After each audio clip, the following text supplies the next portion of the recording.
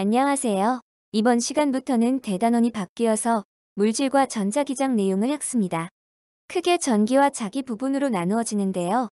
전기 파트에서는 물질의 전기 전도도와 관련된 내용을 배우는데 물리학에서는 고체 물리학 분야입니다.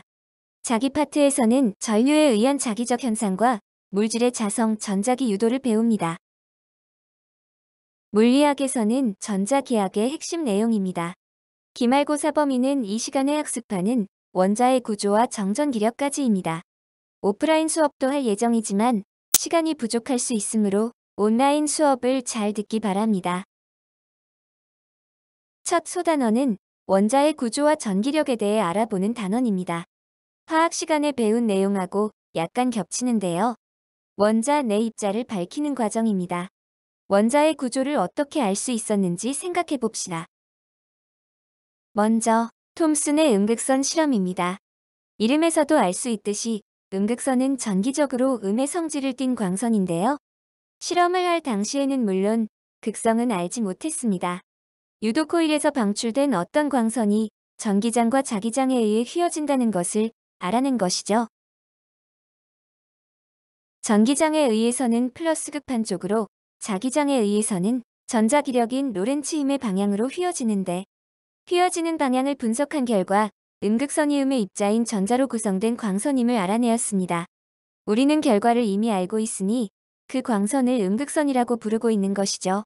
원자에서 나오는 어떤 입자 중에 음의 성질을 가진 입자가 있다. 라는 것이 이 실험의 결론입니다.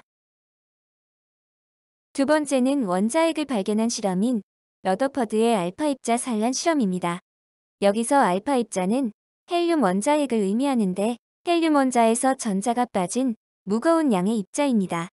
실험 방법은 얇은 금박에 알파 입자를 쏘아서 그 진행 경로를 분석하는 것인데요. 금박 속의 금 원자를 알파 입자가 통과하면서 충돌 등에 의해 경로가 휘어지게 되는데 이를 산란된다라고 합니다. 그리고 그 산란된 알파 입자가 어떤 각도로 휘어졌는지를 그림과 같이 금박 주위에 형광 스크린을 설치하여 알파 입자의 최종 경로를 알아보았습니다. 실험 결과 대부분의 알파 입자는 금박을 통과하여 직진하였는데 극히 일부의 알파 입자가 매우 큰 각도로 산란하여 금박보다도 뒤쪽에 위치한 스크린에 도달한 것을 발견하였습니다. 무려 8,000개 중에 1개꼴로 이런 입자가 나왔다고 하니 매우 인내심이 필요한 실험이었겠네요. 이 결과로 무엇을 알 수 있었을까요?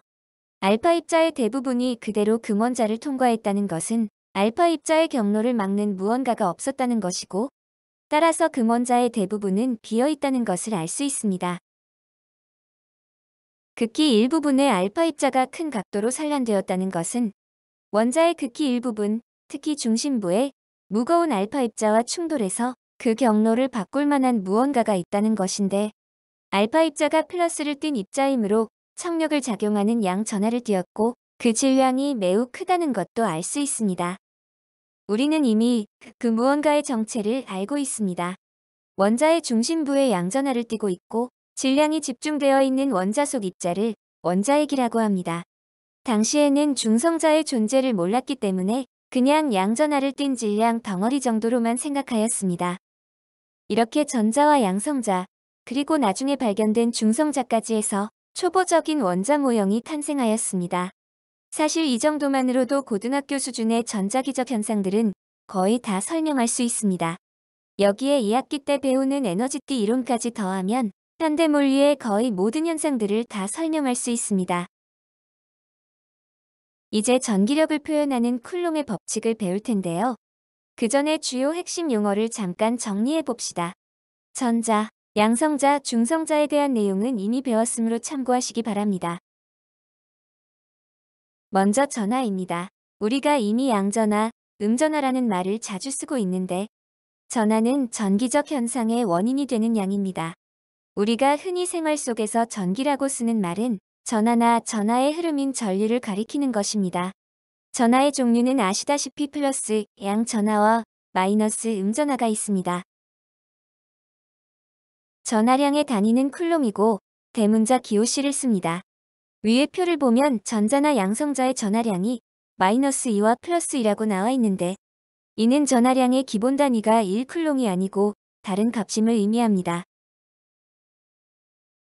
밀리컨의 기름방울 실험을 통해 측정한 전자나 양성자의 전하량은 약 1.6 곱하기 10의 -19승 쿨롱입니다. 이 값을 기본 전하량 2로 정해서 사용하고 있습니다. 어떤 물체가 알짜 전하를 띠는 현상을 대전이라고 하는데요. 전하를 띠게 만드는 방법은 여러 가지가 있지만 가장 일상적인 예시는 마찰에 의한 대전입니다. 건조한 겨울철에 스웨터를 벗으면 머리카락과의 마찰을 통해 정전기가 생기는 것이 그 예입니다. 알짜 전하를 띈다는 말을 보충 설명하면 실제로 원자에서 이동하는 것은 전자이므로 전자를 얻거나 잃는 과정을 통해 전자가 양성자에 비해 많아지거나 적어지면 이것을 전자의 과부족이라고 합니다. 물체가 전체적으로 양이나 음전하가 더 많다면 알짜 전하가 생긴 것이라고 합니다. 그리고 이렇게 대전된 물체를 대전체라고 합니다. 이제 전기력에 대해 알아볼까요? 두 전하 사이에는 작용하는 힘입니다. 같은 종류 또는 부호의 전하는 청력, 다른 부호의 전하는 인력이 작용합니다. 이를 식으로 나타난 것이 쿨롱의 법칙입니다. 두 전하 사이에 작용하는 전기력은 각각의 전하, 크기 곱에 비례하고 거리의 제곱에 반비례하는데요. 전하가 아니라 대전체라면 알짜 전하의 크기에 비례하고 중심 사이 거리 제곱에 반비례합니다. 각각의 전하량을 Q1, Q2, 거리를 R, 비례상수를 K로 놓고 식을 써봅시다. 전기력 F는 R제곱분의 K, Q1, Q2로 쓸 수 있습니다. 식을 보면 1학년 때 배운 유인력식과 매우 유사한 것을 알 수 있는데요. 이는 전기력 역시 거리의 제곱에 반비례하여 장 또는 필드의 형태로 작용하는 힘임을 의미합니다. 그래서 중력장에 대응되는 전기장이라는 말을 씁니다. 지금 배운 전기력 식을 가지고 러더포드의 원자 모형을 다시 생각해 봅시다. 원자의 중심에는 양전하를 띤 원자핵이 있고 원자의 주위에는 음전하를 띤 전자가 있습니다. 그러므로 원자핵과 전자 사이에는 전기적 인력이 작용하여 전자가 원자에 묶여있는 상태입니다. 이것을 전자가 원자에 속박되어 있다고 표현합니다. 따라서 전자가 원자의 속박을 벗어나 자유전자가 되기 위해서는 어떤 과정이 필요하겠죠? 그 과정들은 화학 시간에 이미 배운 바가 있고 또 2학기 진도에서 이어서 배우게 됩니다. 여기서 또 하나의 의문점이 드는데 전자가 원자핵으로부터 인력을 받는다면 왜 무한정, 핵 쪽으로 끌려 들어가지 않을까? 입니다. 러더퍼드는 이 모순점을 전자가 핵 주위를 회전하고 있다는 가정으로 해결하였습니다. 핵과 전자 사이의 전기적 인력이 전자 원운동의 구심력으로 작용한다면 전자가 끌려 들어가지 않고 원궤도를 유지할 수 있기 때문입니다.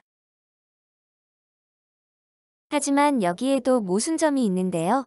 당시에는 잘 몰랐었지만 전자가 원운동과 같은 가속운동을 하면 전자기파가 방출되고 에너지를 잃기 때문에 계속해서 일정한 원운동을 지속할 수 없게 됩니다. 이를 해결하기 위해 다음으로 제시된 모형이 보어의 원자 모형입니다. 이 내용 역시 화학과 2학기 진도에서 학습하게 됩니다. 마지막으로 두 점전하에 의해 전기력이 작용하는 상황을 정리해 보았습니다. 실제 수능에서 출제가 많이 되는 유형인데요. 주로 두 점전하 주위에 임의의 점전하를 놓았을 때 받는 전기력에 대해 물어봅니다. 그 임의의 점전하를 단위 양전하로 가정하면 전기장의 정의가 됩니다. 특히 받는 힘의 합력이 0이 되는 경우 그 위치에 따라 두 점전하의 특성을 알 수 있기 때문에 두 가지 케이스는 좀 기억하시기 바랍니다. 우선 두 점전하 사이에서 합력이 0이 되는 경우 쿨롱의 법칙에 의해 두 점전하는 무조건 같은 종류의 전하입니다. 플러스 플러스 또는 마이너스 마이너스인 것이죠. 정중앙에서 0이 나오면 전하량까지 동일한 것이고 한쪽으로 치우쳐 있으면 가까이 있는 쪽의 전하가 전하량이 작습니다. 두 점전하 바깥쪽에서 합력이 0이 될 때는 어떨까요? 한쪽하고는 인력, 다른 쪽하고는 청력이 되어야 되기 때문에 두 점전하의 부호는 반대입니다. 풀마 또는 마플입니다. 그리고 전하량의 크기는 먼 쪽에 있는 전하가 크고 가까운 곳에 있는 전하가 작겠죠. 예시 문제가 3개 있는데 첫 번째 문제만 보겠습니다. 이 문제에서는 좀 특이한 내용이 있는데 가번 설명에서 음으로 대전된 에보나이트 막대를 금속구에 접촉시킨다 라는 내용입니다. 이렇게 알짜 전하를 가진 물체를 도체에 접촉시키면 전하를 나누어 갖게 됩니다.